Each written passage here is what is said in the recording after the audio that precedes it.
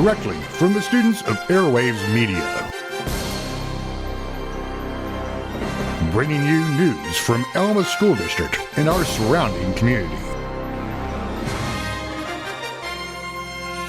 You're watching the Airedale.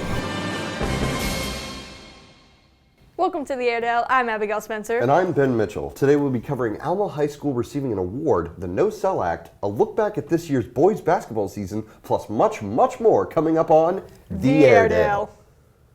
Schools across the country strive to provide a high standard of learning, but some go above and beyond to provide an outstanding education for their students.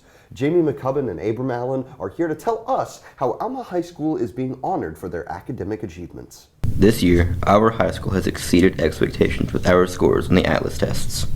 This has shown up in the regional OEP growth results. The OEP growth is for schools to track how much the students at a particular school grow with their test scores every semester. Okay, so Alma High School was recently chosen by the Office of Education Policies. You know, it's a part of the University of Arkansas. They actually work with our state lawmakers and the Department of Education to do research. So we were selected as to be in the top 5% of overall growth from our test scores from this past year. Okay, so it's a really big deal for us because it's the acknowledgement, it's the validation of the hard work of our students and our teachers. The growth of Alma High School students' minds is quite literally mind-blowing. It is very impressive and something that we should be proud of. So for us to be in that area of growth, we beat all of our surrounding schools in the entire region, and it's a huge accomplishment for Alma High School. Again, like I said, it's great for our students, it's great for our teachers, our community, but it validates the hard work that we're doing, and it gives, obviously when you're acknowledged for the hard work, you want to continue to work harder so that you can continue to have growth. So I think it's great for our school to get that acknowledgement. We deserve it, and we earned it. This has been Jamie McCubbin and Abram Allen for Airwaves Media. Ring, ring, ring. That's the bell, but where's the cell? Nate Lyon and Raven Brantley are here to answer this call. Recently, Governor Sarah Huckabee Sanders signed the Bill-to-Bill No Cell Phone Act banning the use of cell phone during school hours. The law aims to reduce distractions and improve student focus. Here's our friend Armani's opinion. Banning phones for people who get caught should be what they're doing, but not banning phones as a whole, because there are mature students who can do their work and be on their phone at the same time during class. But there are also kids who don't do work at all. And I think that we should ban phones to people who have been caught having it out, but not ban phones for every kid. Kids being distracted by their phones is really problems for 50% of students, I'd say. But I do think that punishing every single student is it's not good. Students can still use their phone before and after school, but not during school hours. Penalties for disobeying this rule are decided by each school. Some supporters say it will help learning, while some worry about limiting their students' access to their device. For Airwaves Media, this is Nate Lyon and Raven Brantley. Students at AHS are required to have 75 hours of community service by the time they graduate from high school. FFA has a method of fundraising that not only helps students achieve getting those hours, but also helps local members of the community to get much needed labor. Alayla Bartlett and Carver Rushing have more. The FFA Labor Auction is an event that gives students the opportunity to earn community service hours. It also raises money towards FFA. Here is Kaiza Holland with more on the topic.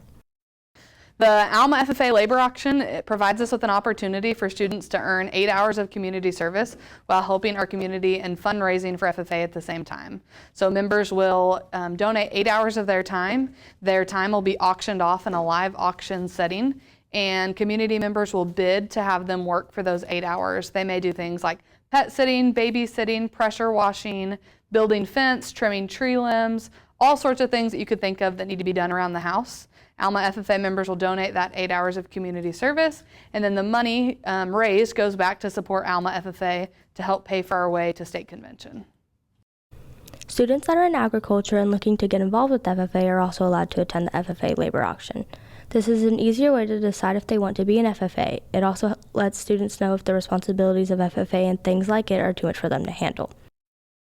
Last year, the labor auction raised around $14,000, and FFA members, 39 FFA members, invested 8 hours of community service each into the labor auction.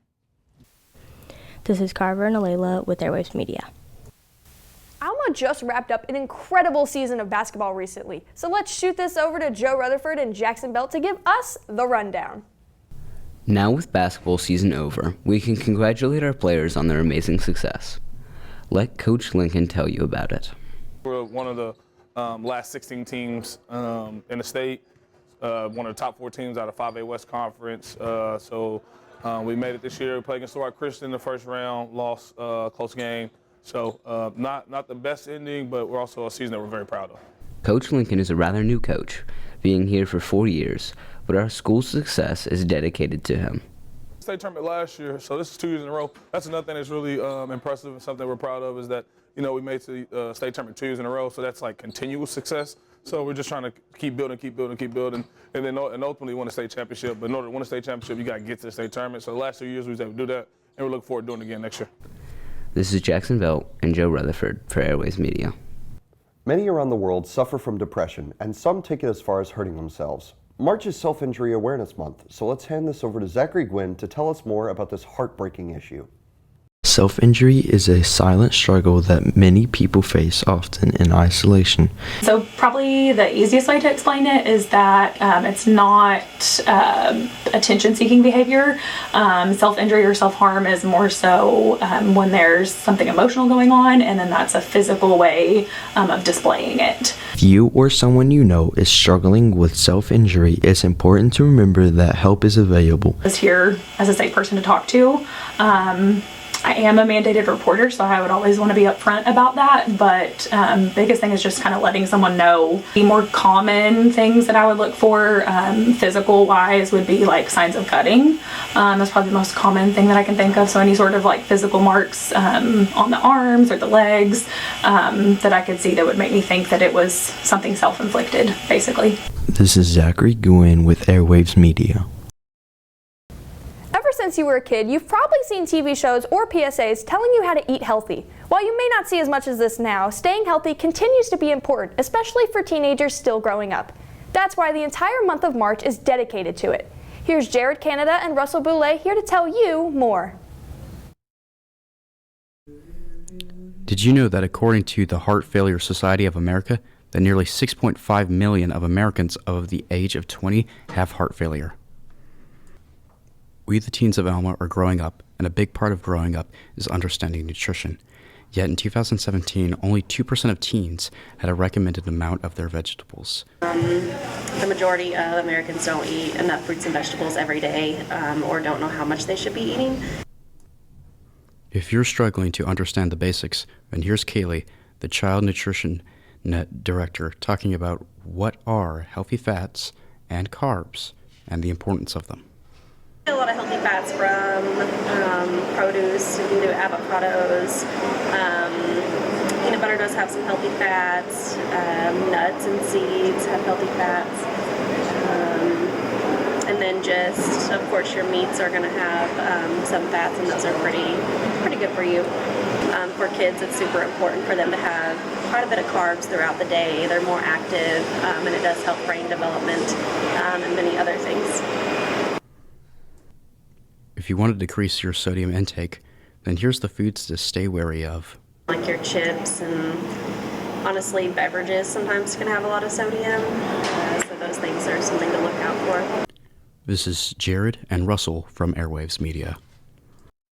Thanks for watching this episode of the Airedale. Don't forget to subscribe to our YouTube channel and make sure to follow all of our social medias at Airwaves Media. And as always, go Airedales!